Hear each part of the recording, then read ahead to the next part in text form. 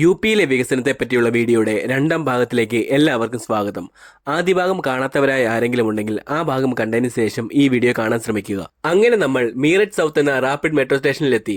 ഈ കാണുന്നതാണ് ഇവിടുത്തെ ടിക്കറ്റ് കൗണ്ടർ. ഡൽഹിക്ക് അടുത്തുള്ള സാഹിബാബാദ് എന്ന മെട്രോ സ്റ്റേഷനിലേക്കാണ് എന്റെ യാത്ര.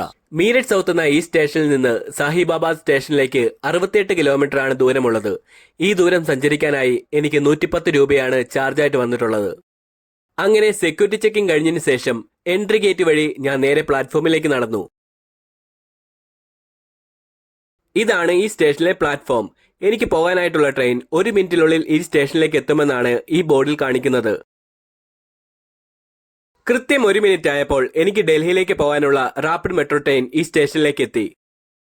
ഒരു സാധാരണ മെട്രോ റെയിലാണെന്ന് കരുതി അകത്തേക്ക് കയറിയ ഞാൻ ശരിക്കും ഞെട്ടിപ്പോയി. ഒരു AC ചെയർകാറിൽ കയറിയ ഒരു അനുഭവമായിരുന്നു എനിക്ക് തോന്നിയത്. കേരളത്തിൽ നിലവിലുള്ള മെട്രോ റെയിലിനേക്കാൾ വളരെ മികച്ചതാണിതെന്ന് നമുക്ക് നിസ്സംശയം പറയാം. വന്ദേ ഭാരത് പോലെയുള്ള ട്രെയിനുകൾ കാണുന്നത് പോലെ സ്റ്റേഷൻ ഡീറ്റെയിൽസും ട്രെയിനിന്റെ വേഗതയും കാണിക്കുന്ന മോണിറ്ററുകൾ ഈ മെട്രോയിലുമുണ്ട്. കൃത്യസമയത്ത് തന്നെ ട്രെയിൻ ഇവിടുന്ന് യാത്ര ആരംഭിച്ചു.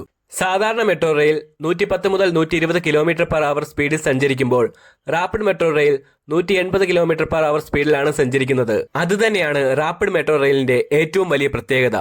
ഇതുവരെ 10 സ്റ്റേഷനുകളാണ് ജനങ്ങൾക്കായി തുറന്നു കൊടുത്തിരിക്കുന്നത്.